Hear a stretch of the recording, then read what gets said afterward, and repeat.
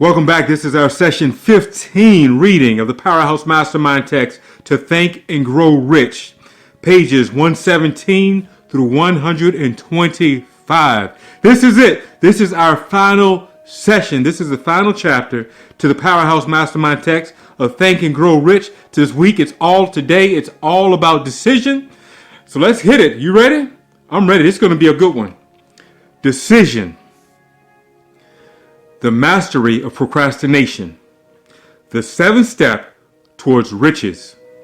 Accurate analysis of over 25,000 men and women who had experienced failure disclosed the fact that lack of decision was near the head of the list of the 30 major causes of failure.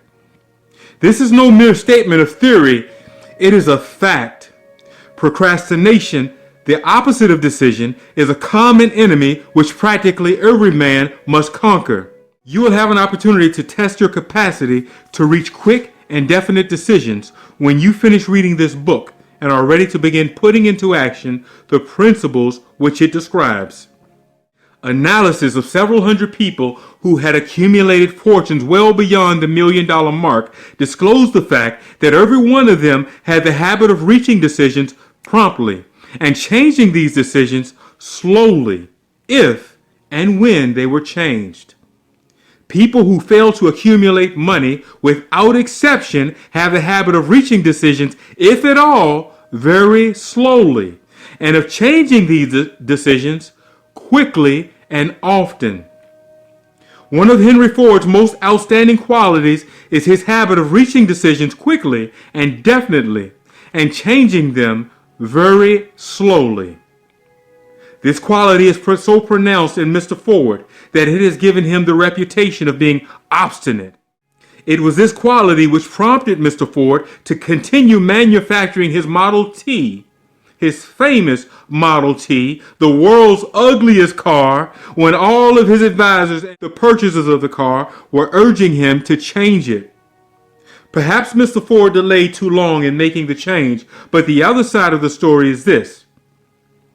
Mr. Ford's firmness of decision yielded a huge fortune before the change of the Model T became necessary. There is but little doubt that Mr. Ford's habit of definiteness of decision assumes a proportion of obstinacy, but this quality is preferable to slowness in reaching decisions and quickness in changing them. The majority of people who fail to accumulate money sufficient for their needs are generally easily influenced by the opinions of others. They permit the newspapers and the gossiping neighbors to do their thinking for them. Opinions are the cheapest commodity on earth. Everyone has a flock of opinions ready to be wished upon anyone who will accept them. If you are influenced by opinions when you reach decisions, you will not succeed in any undertaking, much less in that of transmuting your own desires into money. If you are influenced by the opinions of others, you will have no desire of your own. Keep your own counsel when you begin to put into practice the principles described here, by reaching your own decisions and following them. Take no one into your confidence except the members of your mastermind group, and be very sure in your selection of this group that you choose only those who will be in complete sympathy and harmony with your purpose. Close friends and relatives, while not meaning to do so, often handicap one through opinions and sometimes through ridicule, which is meant to be humorous. Thousands of men and women carry inferiority complexes with them throughout life, because some well-meaning but ignorant person destroyed their confidence through opinions or ridicule. You have a brain and a mind of your own. Use it and reach your own decisions. If you need facts or information from other people to enable you to reach decisions, as you probably will in many instances, acquire these facts or secure the information you need quietly, without disclosing your purpose. It is characteristic of people who have but a smattering or a veneer of knowledge to try to give the impression that they have a lot or a huge amount of knowledge. Such people generally do too much talking and too little listening. Keep your ears and eyes wide open and your mouth closed if you wish to acquire the habit of making prompt decisions. Those who talk too much do little listening and little else. If you talk more than you listen, you not only deprive yourself of many opportunities to accumulate useful knowledge, but you also disclose your plans and purposes to people who will take great delight in defeating you because they envy you. Remember that every time you open your mouth in the presence of a person who has an abundance of knowledge, you display to that person your exact stock of knowledge or your lack of it. Genuine wisdom is usually conspicuous through modesty and silence. Keep in mind the fact that every person with whom you associate is, like yourself, seeking the opportunity to accumulate money. If you talk about your plans too freely, you may be surprised when you learn that some other person has beaten you to your goal by putting into action ahead of you the plans of which you talked unwisely. Let one of your first decisions be to keep a closed mouth and open ears and eyes. As a reminder to yourself to follow this advice, it will be helpful if you copy the following epigram in large letters and place it where you will see it daily. Here is what you should write. Tell the world what you intend to do, but first show it. This is the most equivalent saying that deeds and not words are what count most. Now let's discuss freedom or death on a decision. The value of decisions depends upon the courage required to render them. The great decisions which served as the foundation of civilization were reached by assuming great risk, which often meant the possibility of death. Lincoln's decision to issue his famous Emancipation Proclamation, which gave freedom to the colored people of America, was rendered with full understanding that his act would turn thousands of friends and political supporters against him. He knew, too, that the carrying out of the proclamation would mean death to thousands of men on the battlefield. In the end, it cost Lincoln his life. That decision required courage. Socrates' decision to drink a cup of poison rather than compromise his personal belief was a decision of courage. It turned time ahead 1,000 years and gave to the people then unborn the right to freedom and thought and of speech. The decision of General Robert E. Lee, when he came to the parting of the way with the Union and took up the cause of the South, was a decision of courage. For he well knew that it might cost him his own life, that it would surely cost the lives of others. But the greatest decision of all time, as far as any American citizen is concerned, was reached in Philadelphia, July 4th, 1776, when 56 men signed their names to a document which they well knew would bring freedom to all Americans or leave every one of the 56 hanging from the gallows.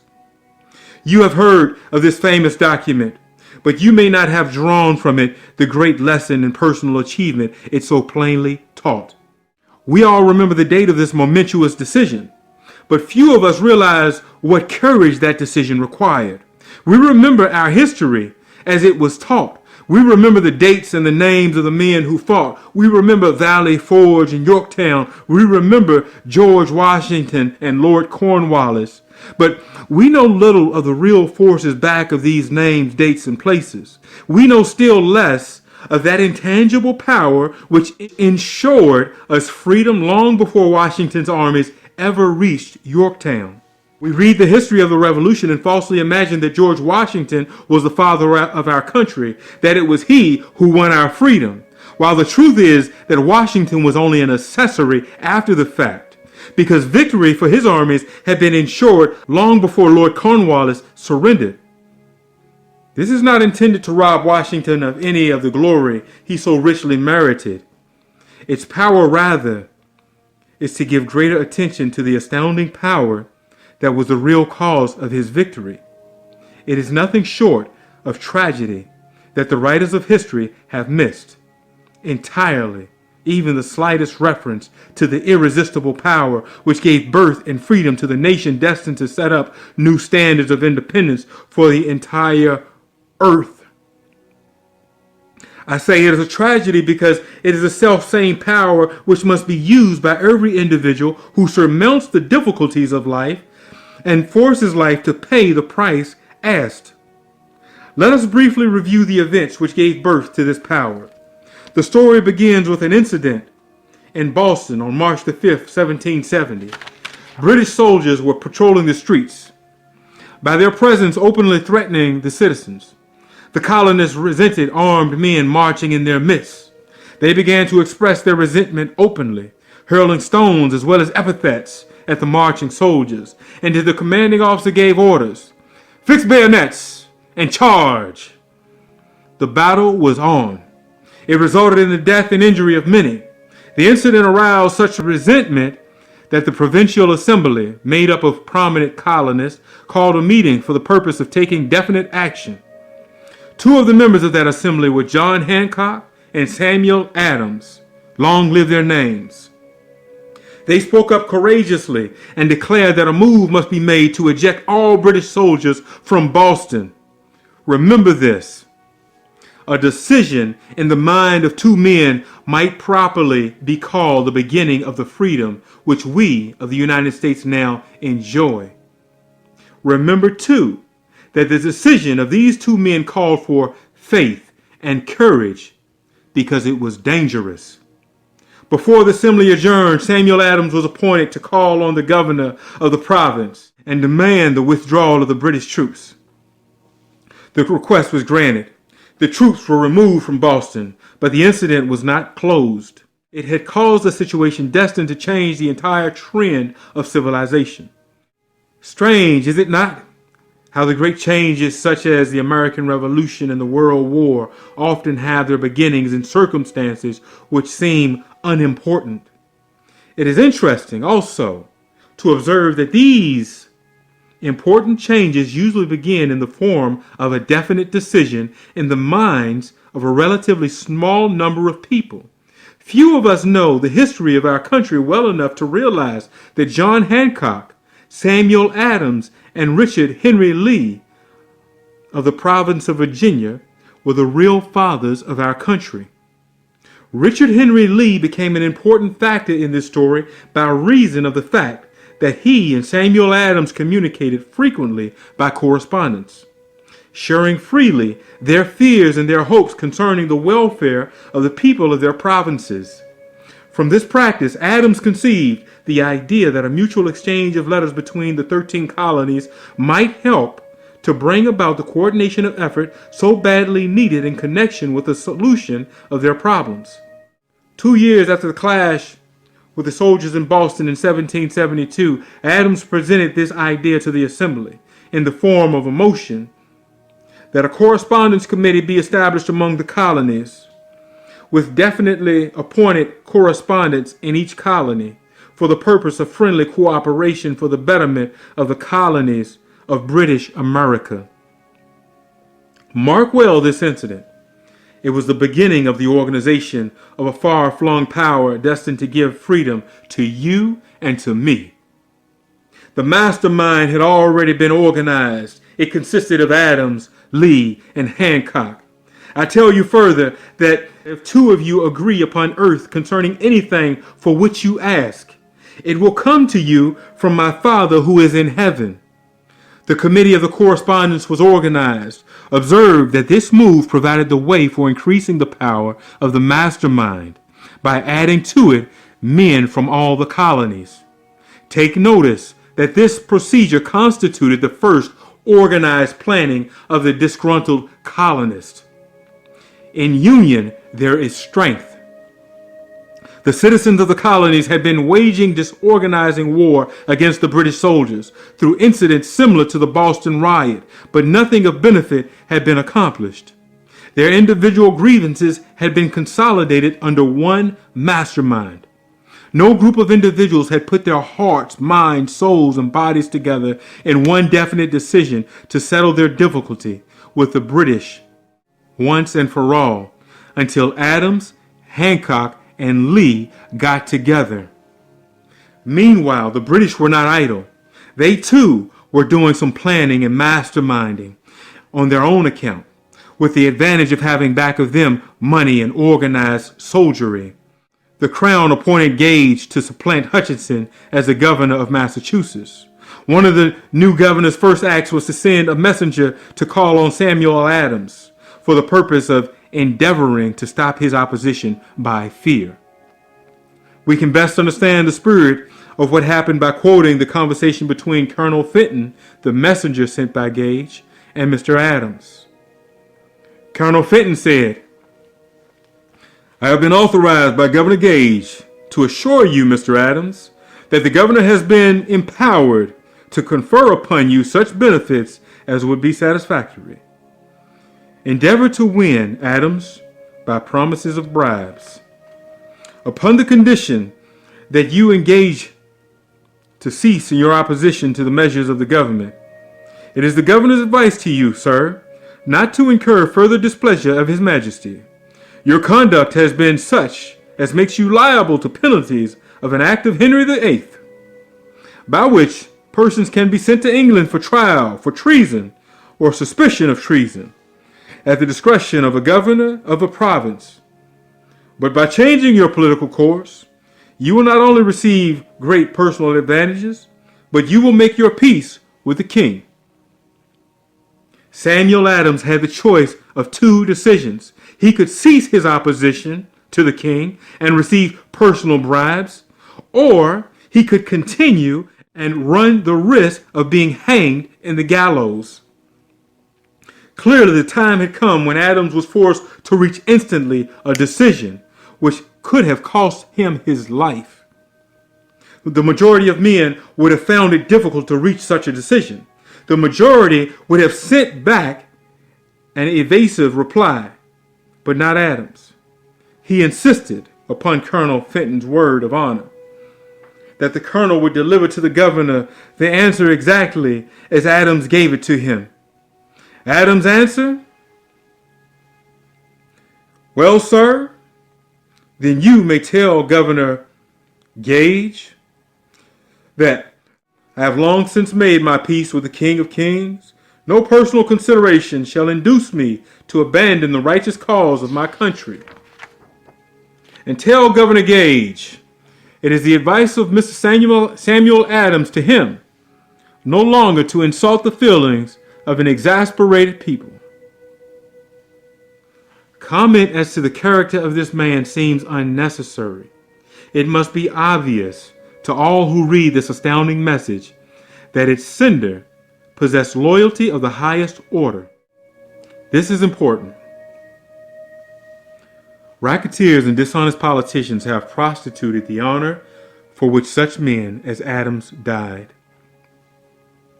When Governor Gage received Adams' caustic reply, he flew into rage and issued a proclamation which read, "I do hereby, in His Majesty's name, offer and promise His most gracious pardon to all persons who shall forthwith lay down their arms and return to the duties of peaceable subjects, excepting only from the benefit of such pardon, Samuel Adams and John Hancock, whose offenses are of too flagitious a nature to admit of any other consideration, but that of condemned punishment."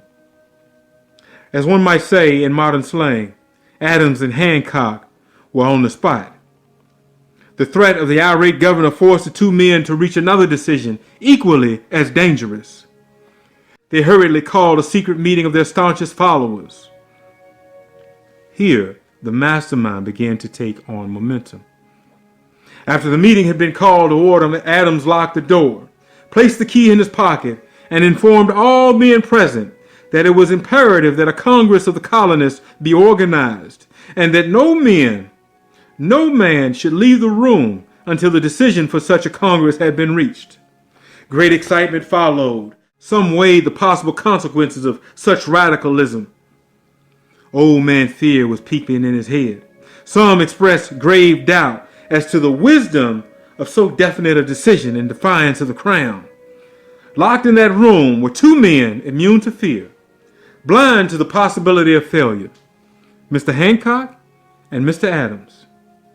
Through the influence of their minds, the others were induced to agree that through the Correspondence Committee, arrangements should be made for a meeting of the First Continental Congress to be held in Philadelphia on September the 5th, 1774. Remember this date.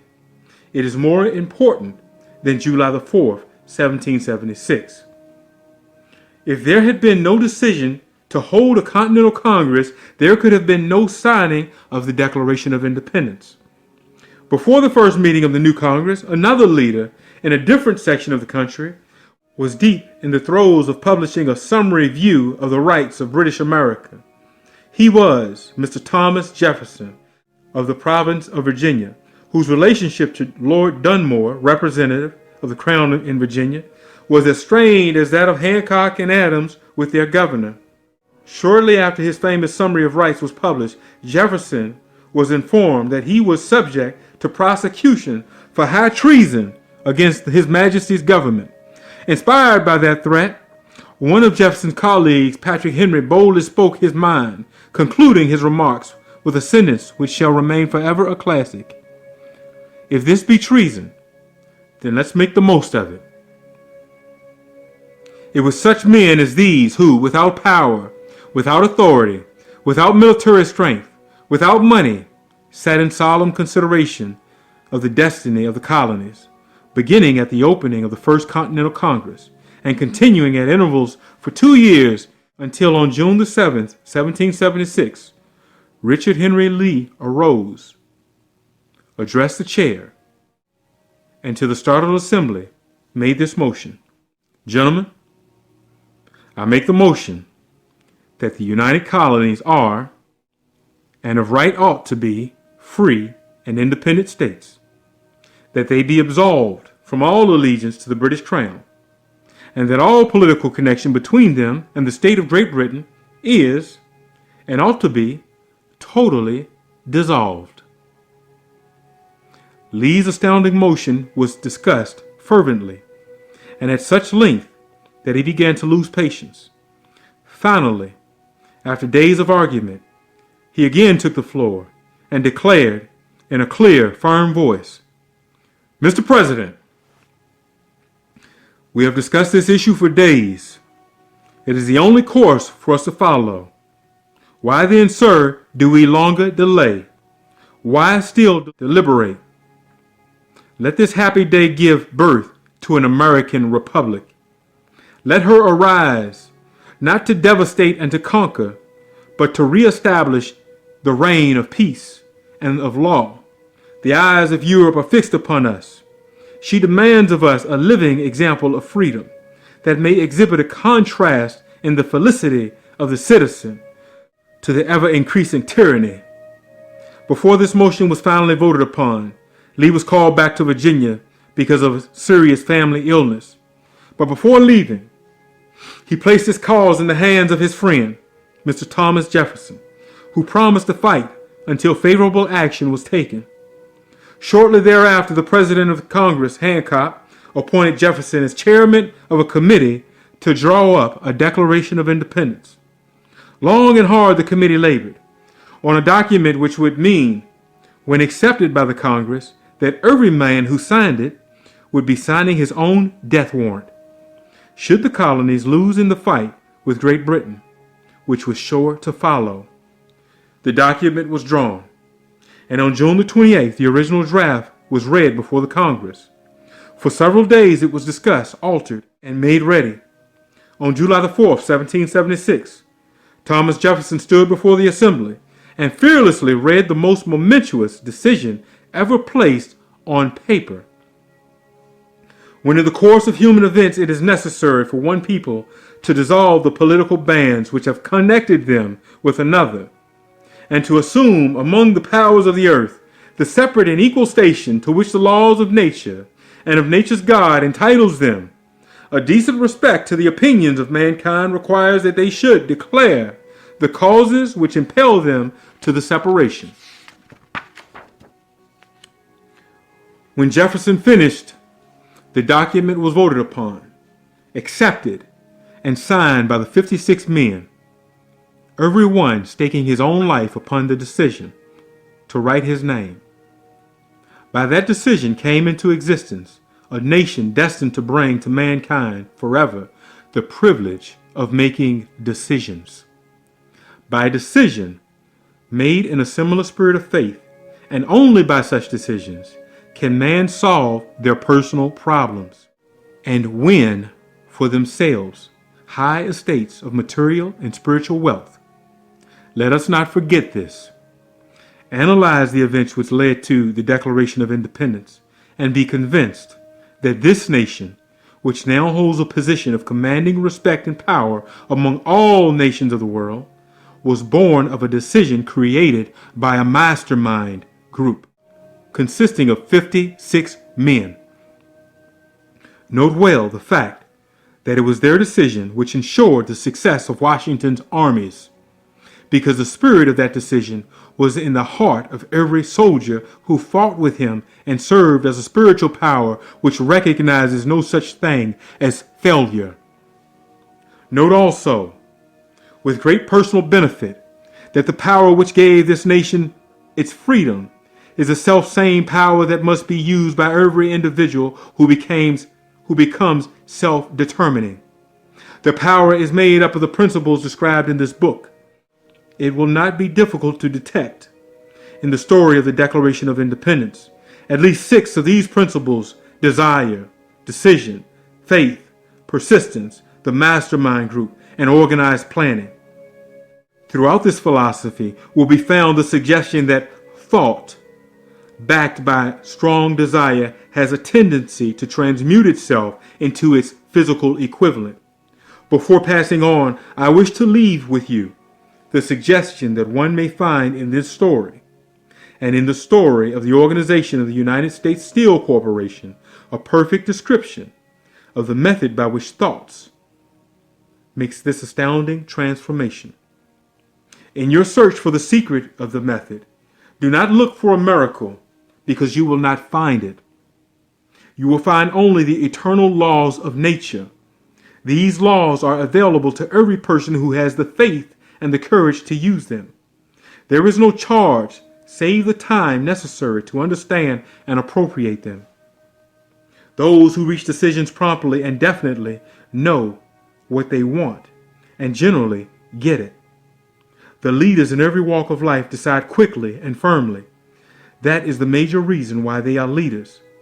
The world has the habit of making room for the man whose words and actions show that he knows where he is going. Indecision is a habit which usually begins in youth. The habit takes on permanency as the youth goes through grade school, high school, and even through college, without definiteness of purpose. The major weakness of all educational systems is that they neither teach nor encourage the habit of definite decision. It would be beneficial if no college would permit the enrollment of any student unless and until the student declared his major purpose and matriculated. It would be of still greater benefit if every student who enters the graded schools were compelled to accept training in the habit of decision and forced to pass a satisfactory examination on this subject before being permitted to advance in the grades. The habit of indecision acquired because of the deficiencies of our school system goes with the student into the occupation he chooses, if, in fact, he chooses his occupation. Generally, the youth just out of school seeks any job that he can find. He takes the first place he finds because he has fallen into the habit of indecision.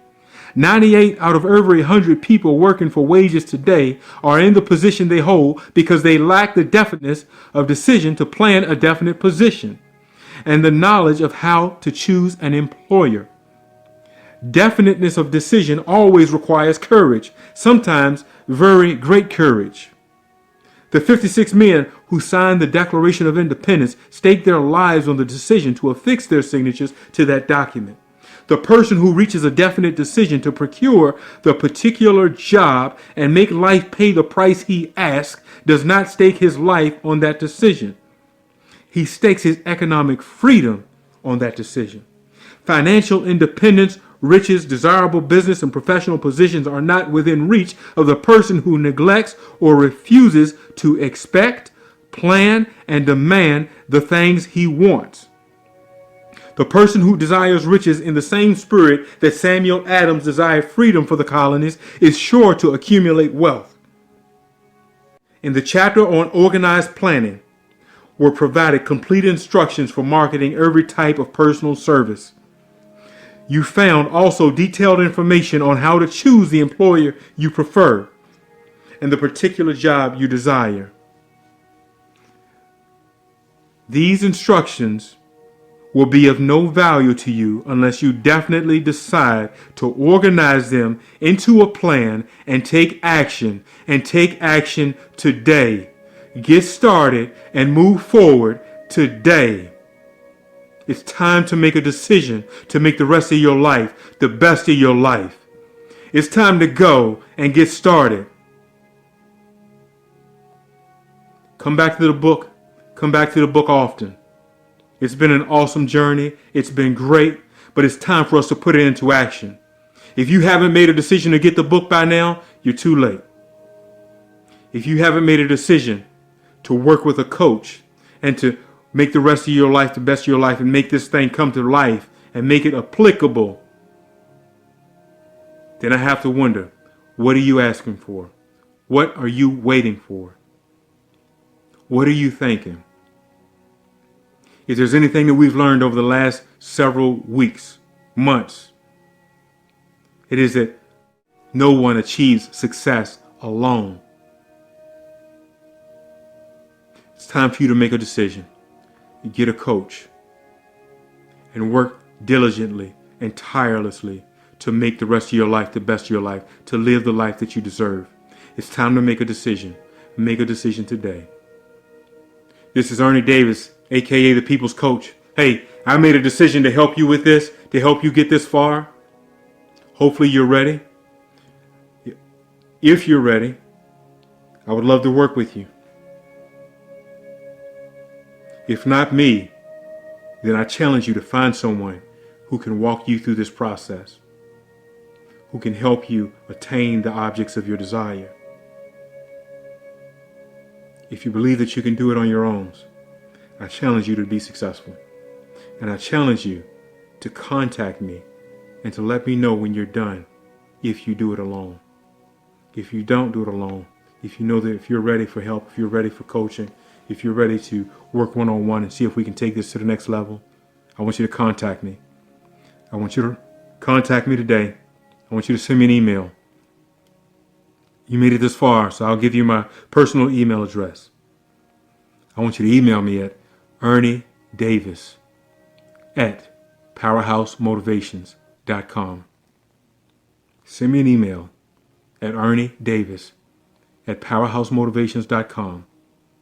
Let's start a discussion and let's see what we can do. Let's see how we can come together and mastermind together and work together over the next 9 to 12 months to help transform your life and make the rest of your life the best of your life. If you're ready, I'm ready. If you're the right person, I have a program for you. The time for change is now. The time to take action is now. Hey, this is Ernie Davis signing off. Hey, if you love the book, go ahead back to the site, www.powerhousemotivations.com/The People's Coach, or go back to powerhousemotivations.com/Success University. Go there. You can get the audio copy of the book, get the entire thing, download it. You can purchase it for a small fee. If you appreciate the free lessons that I've given and the time I spent reading this for you to help you take away this lesson, go ahead and download it, get to pay for it, get it, each one's probably like 99 cents or so. Go ahead and get your copy. That way you can listen to it, put it on repeat. If you're not ready to work together, at least you can listen to the book several more times over the next couple of months. I'd say listen to it often.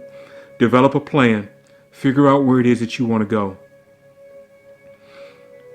Do the exercises that are in the book. I've got an exercise worksheet that I would love to get to you, but you send me an email, I'll send it to you, whether we work together or not. I'd love to get you that. but also on the website at powerhousemotivations.com, there's a free vision worksheet. If we're not working together, I want you to go ahead and get yourself a copy of that free vision worksheet. Cast a vision for your life. Get that free vision worksheet. It's right there on www.powerhousemotivations.com/the People's Coach. It's also on Success University. Look for the link that says free vision worksheet. Get your copy. Fill it out. Put on there your long-range goals, your intermediate goals, and your immediate goals or short-range goals. Go ahead and list those out. That's something that you should be doing at least, 3 to 4 times per year. At the end of the day, I want to see you be successful. I want to hear you contact me and say, hey, Ernie, I did it. Or I want you to contact me and say, hey, Ernie, I'm ready to get started. Either way, I'd love to hear from you. Share your story. Motivate somebody else. Pay it forward. Help someone else to attain success and to lift themselves out of poverty or whatever circumstances they find themselves. I want you to do that. I'd love to hear from you. But hey, this is Ernie Davis, aka the People's Coach. I'm signing off. This has been assignment number 15. If you're in the coaching program, hey, we have 9 more sessions after this one. We have 9 more sessions to make it great. We're going to hit our objective, whether you're in the group that's going for 100,000 or if you're in the group that's going to $1 million. We're going to hit our objectives. We're going to hit our goals, and we're going to make some good things happen. We're going to influence some positive change in your life and the lives of others, and we're going to make the world a better place. But that's for you. If you're going to 100,000 or if you're in a $1 million group, we're going to do that. If you'd like to know what those groups are doing, if you'd like more information on that, hey, I gave you the email address. Reach out to me, get a hold of me, or go to the website and you can find me, www.powerhousemotivations.com. I'll see you there. Talk to you later.